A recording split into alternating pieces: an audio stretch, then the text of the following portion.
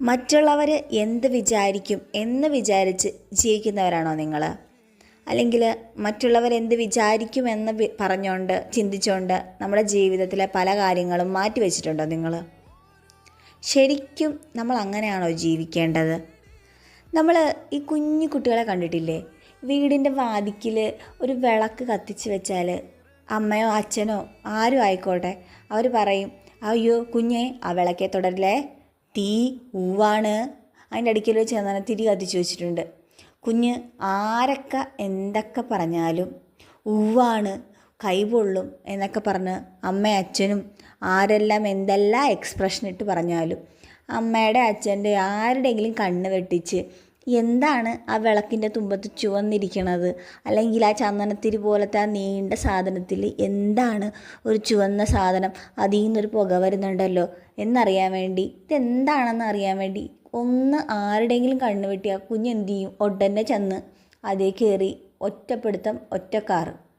ഇത്രയും നാളും അച്ഛനും അമ്മയും കൂടെയുള്ളവരും എല്ലാവരും ഒരു 100 എക്സ്പ്രഷൻ ഇട്ട് അത് പറഞ്ഞിട്ടും സ്വന്തമായിട്ട് എക്സ്പീരിയൻസ് ചെയ്ത് കഴിഞ്ഞിട്ട് കുഞ്ഞിനുണ്ടാവുന്ന ഒരു മാറ്റമുണ്ട്.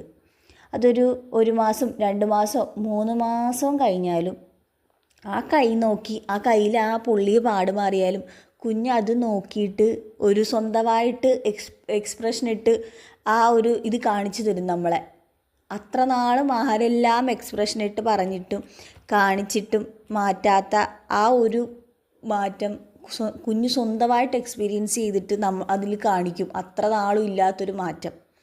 മറിച്ച് അമ്മ വെച്ചിരിക്കുന്നത് ഒരു ഗ്ലാസ് അല്ലെങ്കിൽ ഒരു കപ്പിൽ കുറച്ച് വെള്ളമാണെങ്കിൽ വെള്ളം ചീത്തയാകാതിരിക്കാൻ അമ്മ പറയും, കുഞ്ഞെ അതിൽ കൈയിടല്ലേ എന്ന് പറഞ്ഞാലും കുഞ്ഞ് എന്ത് ചെയ്യും? ആരുടെയെങ്കിലും കണ്ണ് വെട്ടിച്ച് അതിൽ കൈയിട്ട് ആ വെള്ളത്തിലിട്ട് അതും കുഞ്ഞ് തൊട്ട് നോക്കും അല്ലേ?